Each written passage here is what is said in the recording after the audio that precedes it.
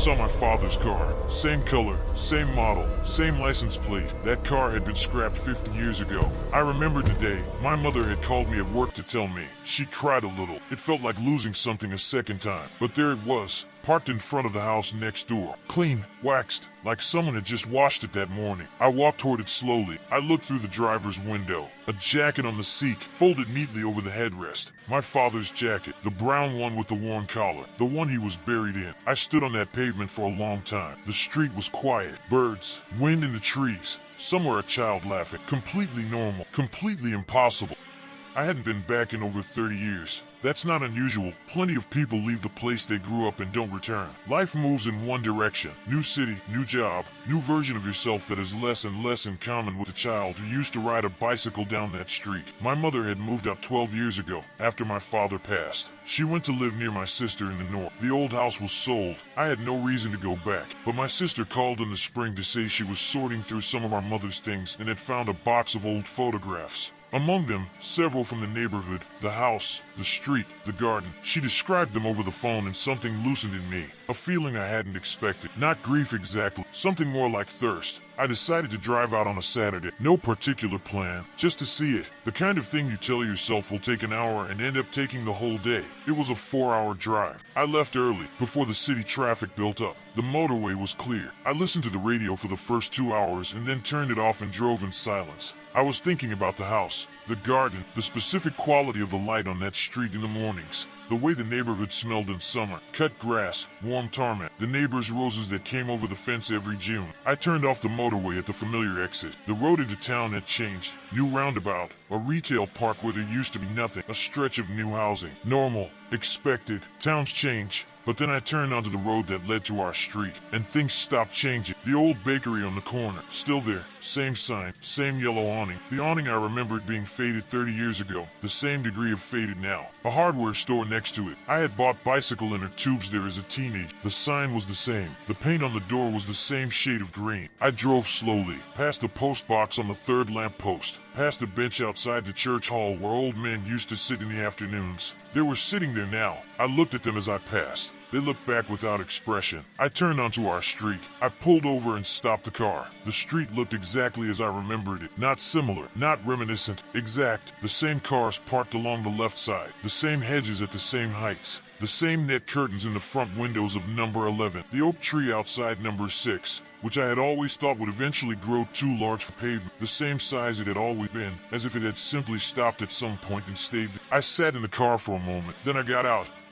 The air smelled the same. That was the first thing that registered. Cut grass and roses and something underneath that I had no name for but knew immediately. The specific smell of that street. That combination of gardens and old stone and whatever the weather was doing. It was the same. Exactly. 30 years later, it was the same. I walked slowly down the pavement, looking at the houses. Each one as I remembered it. The brickwork of number 4, where the pointing had always been slightly different on the left side. The gate at number 8 that never quite shut properly. I could see even from here the slight lean of it. The gap at the top where it never fully met the post. I stopped at our old house. Number 17. The garden was the same. The rose bush my mother had planted the summer I turned 7, still in the same corner, the same size, in bloom. The front door, repainted at some point, surely, but the same shade of red I remember. The brass knocker in the shape of a lion's head. I stood at the gate. A child went past me on a bicycle, fast, not looking. The way children move through space they know completely. I watched him go. He was wearing a red anorak. I had a red anorak. I had ridden a bicycle on this street. I pushed the thought away.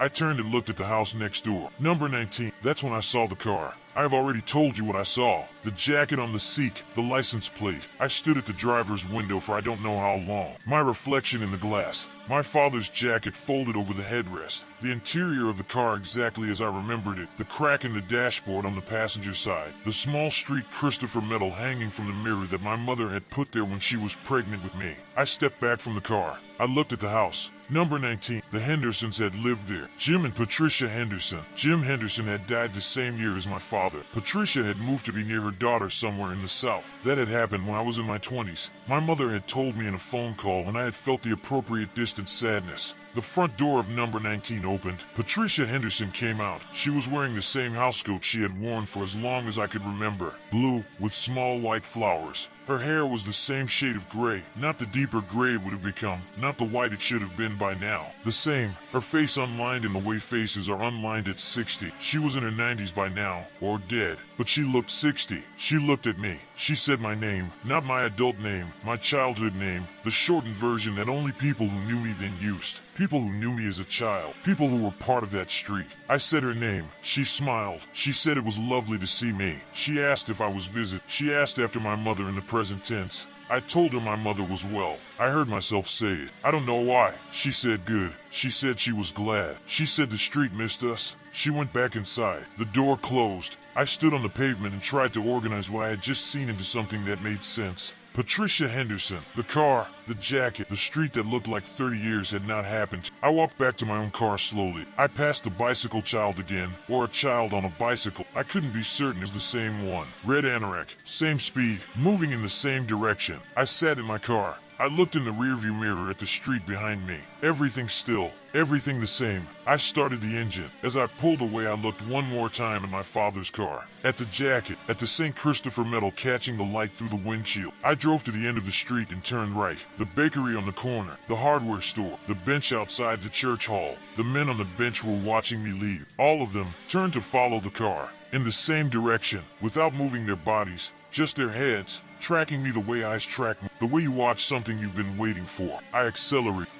I drove without stopping for 40 minutes. Not back to the motorway. I just drove. Through the surrounding roads. Through villages I didn't know. Until the feeling in my chest settled enough to let me think. Then I pulled over in a lay-by and sat with the engine running. I called my sister. I told her I had driven out to the old street. She said that was a long drive for a Saturday. I asked her about the Hendersons. About Patricia. She was quiet for a moment. Then she said Patricia Henderson had died 8 years ago. She said she had seen it in the local paper. She said she thought I knew. I said I didn't know. She asked if I was all right. I said I was fine. I said the drive had just made me tired. I didn't tell her about the car. I didn't tell her about the jacket. I didn't tell her what Patricia Henderson had looked like standing in the doorway of number 19, or what she had said, or the way she had said my name. I drove home. That night I looked up my father's car. The license plate. I had memorized it as a child the way children memorize arbitrary things. I searched it. There was no vehicle registered to that plate. The plate had been retired when the car was scrapped. It didn't exist anymore. No match in any current database.